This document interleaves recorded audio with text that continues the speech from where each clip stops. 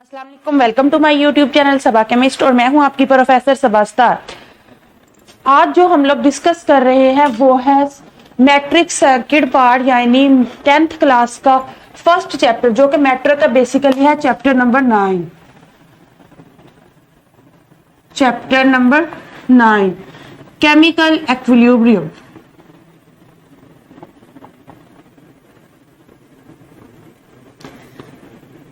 इसको हम लोग आज डिस्कस करेंगे कि केमिकल इक्विलिब्रियम जो चैप्टर है उसमें कौन कौन सी चीज स्टडी होगी और केमिकल इक्विलिब्रियम होता क्या है। सबसे पहले हम लोग देखते हैं कि केमिकल इक्विलिब्रियम क्या होता है। इक्विलिब्रियम का मतलब होता है कि जब हमें कोई भी चीज रुकी हुई नजर आए उसको हम लोग इक्विलिब्रियम कह देते हैं। यानी कि ये पॉसिबल नहीं है, ये जरूरी नहीं है कि उस पर कोई भी फोर्स एक्ट ना कर रही हो, नहीं होता है बाजुकात इस तरह के हमें वो इस तरह से लग रही है कि उस पर कोई फोर्स एक्ट नहीं कर रही लेकिन उस पर फोर्सेस डिफरेंट लग रही होती हैं। उन फोर्सेस को हमें मालूम ना हो लेकिन हमें वो इस तरह से लगे कि वो क्या है, वो बिल्कुल जो है वो रुका हुआ है, उस चीज को स्टॉप्ड है, उसको हम लोग कहते हैं इक्विलिब्रियम स्टेट या वो चीज इक्विलिब्रियम में है। इसी तरह से अगर हम केमिकल इक्विलिब्रियम की बात करें, अच्छा केमिकल इक्विलिब्रियम को जानने से पहले हमें एक टर्म है रिएक्शन, उसको समझना होगा। रिएक्शन होता क्या है? रिएक्शन जो होता है हम लोग कहते हैं कि जब दो या दो से ज्यादा चीजें मिलकर कोई नई चीज बनाती हैं तो उसके मतलब नतीजा जो होता है उसको टर्म को हम लोग रिएक्शन कहते हैं। फॉर एग्जाम्पल कोई भी A प्लस बी जो है ये मिलकर C प्लस डी ये रिएक्टर मतलब बना रहे हैं। तो अब ये एक क्या है, ये रिएक्शन हो गया। ये वाले जो चीजें मिल रहे मतलब मिलकर नई चीज बना रहे उनको हम लोग रिएक्टेंट्स कहते हैं और जो चीज बन रही है उनको हम लोग प्रोडक्ट्स कहते हैं।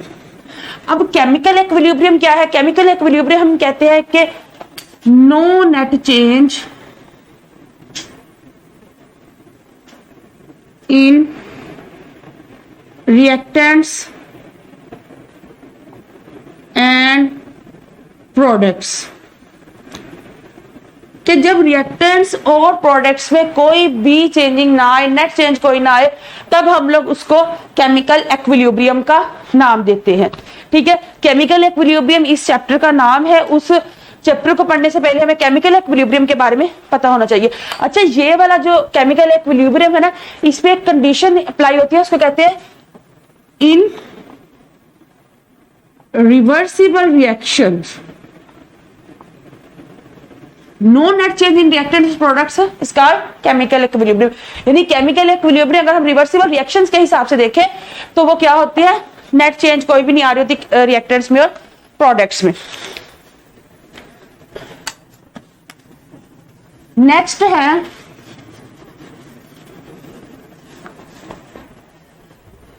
रिएक्शन, हमने देख लिया। अच्छा रिएक्शन जो होते हैं ना वो दो तरह के होते हैं, एक होता है रिवर्सिबल और एक होता है इरिवर्सिबल।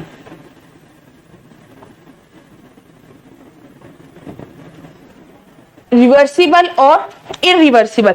रिवर्सिबल रिएक्शंस अगर हम, एक तो होता है इरिवर्सिबल कि एक चीज है उसने दूसरी चीज में वो कन्वर्ट हो गई, बस जी बात खत्म। रिवर्सिबल रिएक्शंस हम ये कहते हैं कि अगर एक चीज दूसरी चीज में कन्वर्ट हो गई तो वो जो प्रोडक्ट बना है, ये क्या है रिएक्टेंट्स, ये क्या है प्रोडक्ट, वो प्रोडक्ट दोबारा रिएक्टेंट्स में चेंज हो सके उसको हम लोग रिवर्सिबल रिएक्शंस कहते हैं। रिवर्सिबल रिएक्शंस कौन से हैं? जब रिएक्टेंट्स मिलकर प्रोडक्ट्स बनाए और वो प्रोडक्ट्स अगेन रिएक्टेंट्स में चेंज हो सके या चेंज हो जाए उसको हम लोग रिवर्सिबल रिएक्शंस कहते हैं। और इरिवर्सिबल रिएक्शंस ये होते हैं कि अगर एक मरतबा रिएक्टेंट्स जो है वो प्रोडक्ट्स में कन्वर्ट हो गए तो वो दोबारा कभी भी प्रोडक्ट्स जो है रिएक्टेंट्स में कन्वर्ट ना हो। फॉर एग्जांपल हम लोग देखते हैं कि आइस है, बर्फ, वो क्या है, वो वाटर में कन्वर्ट हो रही है। ठीक है। अगर वाटर को रेफ्रिजरेटर में रखा जाए तो ये अगेन क्या होगा, आइस में कन्वर्ट हो जाएगा। ये इसका मतलब ये हमारे आजकल के डेली लाइफ में एग्जांपल है रिवर्सिबल रिएक्शन की। इसी तरह से अगर हम इरिवर्सिबल की बात करें, कोई भी फ्यूल है, वुड ले ली, वुड को बर्न किया,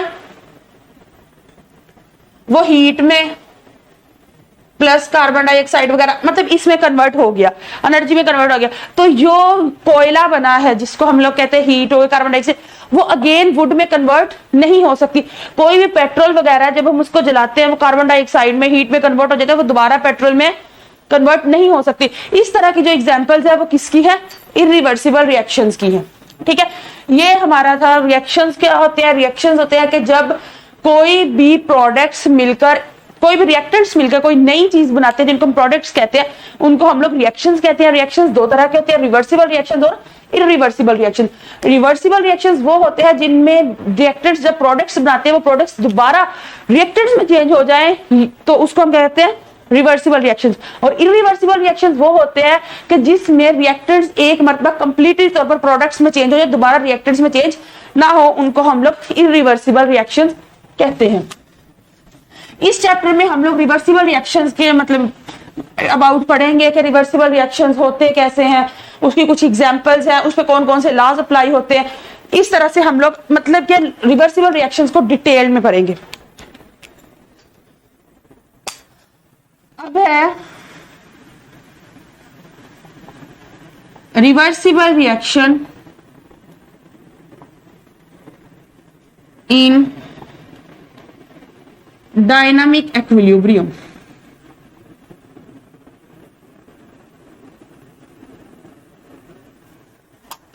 रिवर्सिबल रिएक्शन के बारे में हमने पढ़ लिया कि रिवर्सिबल रिएक्शंस होते कौन से हैं।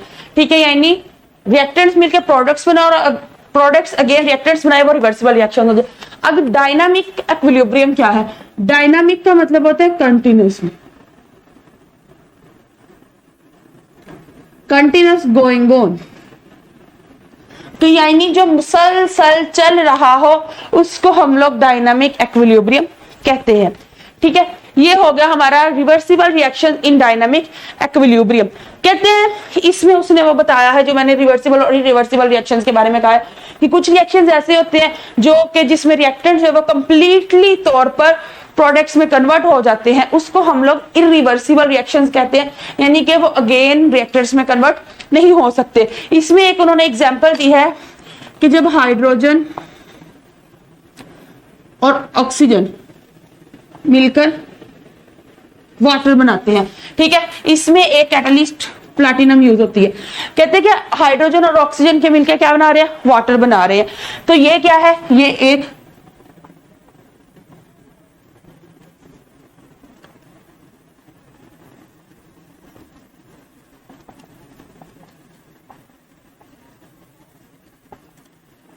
इरिवर्सिबल रिएक्शन है। और इसमें क्या है कि इरिवर्सिबल जो रिएक्शन है उसको रिएक्टेंट्स, ये क्या है, रिएक्टेंट्स और प्रोडक्ट्स,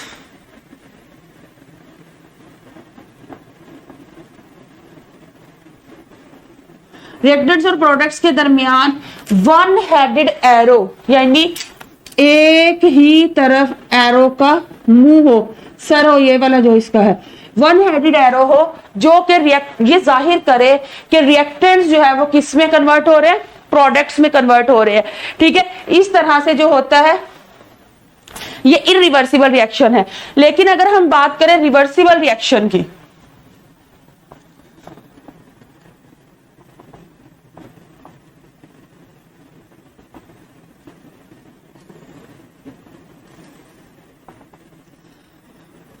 ये देखिए, ये हाइड्रोजन और ऑक्सीजन है। हाइड्रोजन किस फॉर्म में है, गैसियस फॉर्म में। ये जो स्मॉल जी साथ लिखा होता है या स्मॉल एल लिखा होता है, स्मॉल एस लिखा होता है, ये इसकी स्टेट्स को रिप्रेजेंट करते हैं। हाइड्रोजन क्या है, किस फॉर्म में है, गैसियस फॉर्म में। ऑक्सीजन की बात करो तो ये भी किस फॉर्म में है, गैसियस में। H2O ये लिक्विड फॉर्म में है। ठीक है, ये बन गया। अगर हमारे पास इस तरह से ये हाइड्रोजन और ऑक्सीजन ने मिलकर वाटर बना दिया, अगर हम हाइड्रोजन और ऑक्सीजन को अगेन हीट अप करें अगेन हीट अप करे, यानी इसको गर्म करे, तो ये लिक्विड जो है ये इस गैशियस फॉर्म में अगेन कन्वर्ट हो जाएगा। इस तरह से ये एक रिवर्सिबल रिएक्शंस की शक्ल इख्तियार कर जाएगा। जो रिवर्सिबल रिएक्शन होता है ना, उसको रिएक्टेंट्स, ये क्या है रिएक्टेंट्स, और ये क्या है प्रोडक्ट्स। रिएक्टेंट्स और प्रोडक्ट्स के दरमियान दो एरो लगाकर हाफ एरो शो कर रहा है कि रिएक्टेंट्स प्रोडक्ट्स में कन्वर्ट हो रहे हैं, और हाफ एरो जो हाफ हेडेड एरो है वो शो कर रहा है कि प्रोडक्ट्स रिएक्टेंट्स में कन्वर्ट हो रहे हैं। इस तरह से डबल हेडेड एरो, मतलब इस तरह से ये लगाकर हम लोग ये रिवर्सिबल रिएक्शंस को शो करते हैं। ठीक है, उसके बाद है इसकी कुछ एग्जांपल्स दी हुई हैं आप लोगों की बुक में।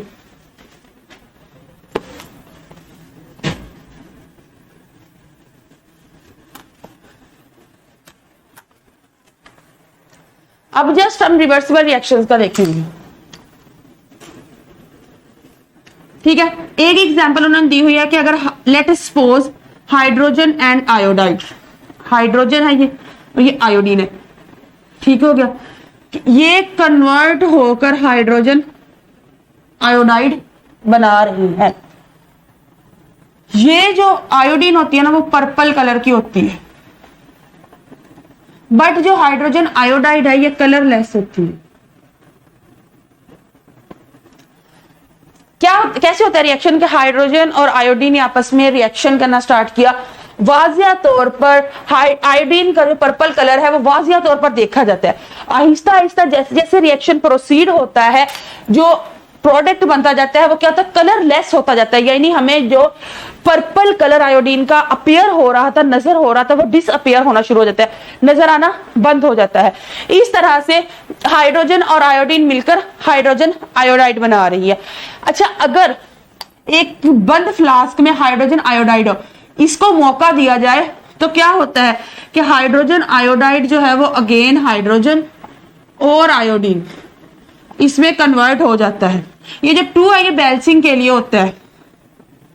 ठीक है, ये अगेन हाइड्रोजन और आयोडीन में कन्वर्ट हो जाता है, यानी आयोडीन का जो पर्पल कलर है वो हमें अगेन अपीयर होना स्टार्ट हो जाता है।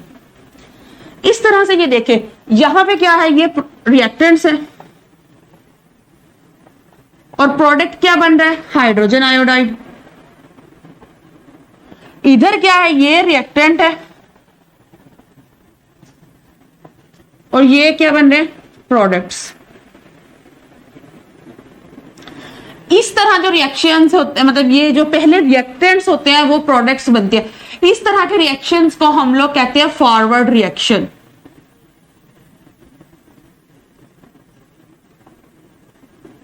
और वो रिएक्शंस जिनमें प्रोडक्ट्स अगेन रिएक्टेंट्स बना रहे होते हैं, ठीक है, लेकिन वो बना बेसिकली यही है कि ये प्रोडक्ट्स बने हैं, लेकिन जब इसने रिएक्ट करना स्टार्ट करना है, इसने नई चीज बनानी शुरू करनी है, तो ये रिएक्टेंट्स का मतलब काम करेंगे और ये प्रोडक्ट्स का काम करेंगे। इस तरह के रिएक्शंस को हम लोग कहते हैं कि ये है reverse reactions.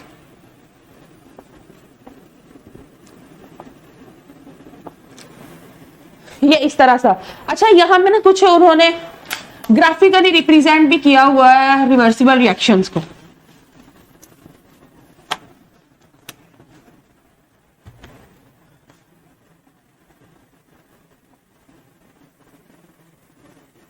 Graphically representations of reversible reaction. हमने अभी अभी देखा कि हाइड्रोजन और आयोडीन ने मिलकर क्या बनाया, हाइड्रोजन आयोडाइड, और हाइड्रोजन आयोडाइड ने अगेन मिलकर हाइड्रोजन और आयोडीन बनाई है। ठीक है, ये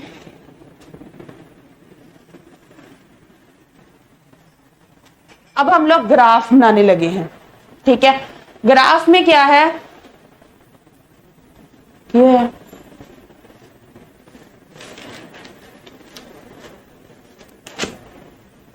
अच्छा, अब हम लोग बनाने लगे हैं ग्राफ। ग्राफ में क्या है, ये है इसका एक्स एक्सिस और ये है इसका वाई एक्सिस। एक्स एक्सिस पे हमेशा इंडिपेंडेंट टर्म लेते हैं। ठीक है, इंडिपेंडेंट यानी जो किसी पे डिपेंड ना करे। यहां पे आएगा टाइम और वाई एक्सिस पे हमेशा डिपेंडेंट टर्म लेते हैं जो कि एक्स एक्सिस पे ली जाने वाली टर्म के पे डिपेंड कर रही होती है। यहां पे हम लिखेंगे रेट ऑफ रिएक्शन।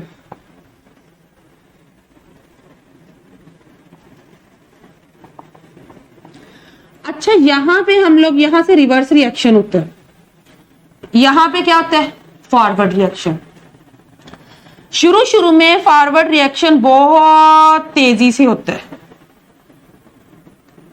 बहुत तेजी से ऊपर को जाता है, लेकिन जैसे जैसे वक्त गुजरता जाता है, जैसे जैसे हाइड्रोजन आयोडाइड बनती जाती है, हाइड्रोजन आयोडाइड अगेन हाइड्रोजन और आयोडीन में कन्वर्ट होना शुरू हो जाती है।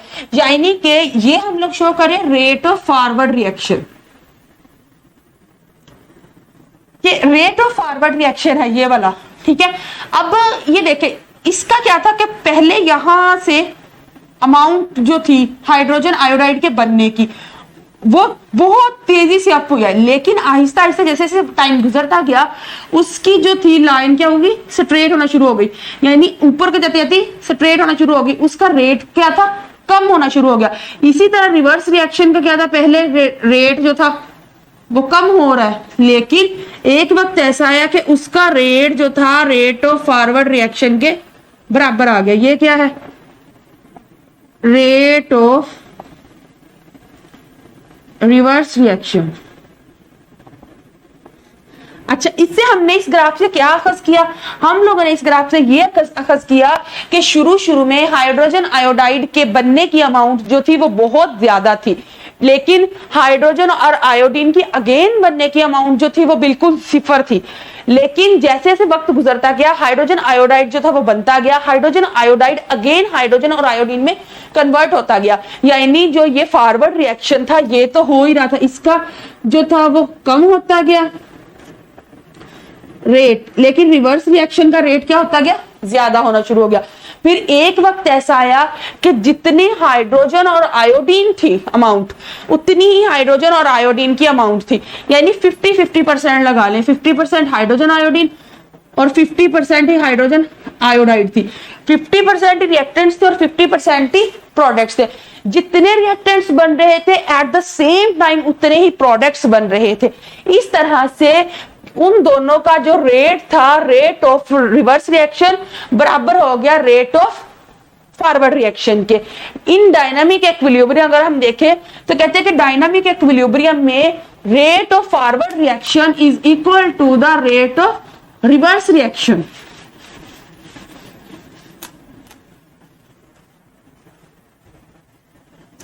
इन डायनामिक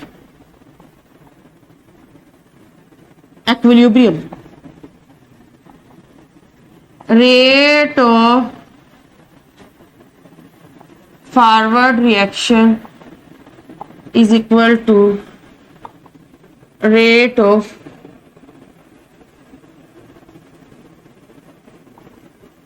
reverse reaction। ठीक है, ये था आज के हमारा मतलब टॉपिक। कल को हम डायनामिक इक्विलिब्रियम की कुछ माइक्रोस्कोपिक मतलब प्रॉपर्टीज पढ़ेंगे।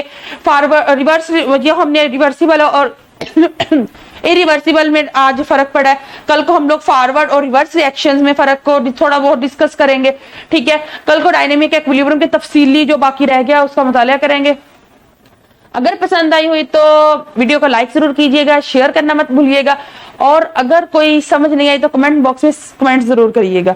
अपना ख्याल रखिएगा। अल्लाह।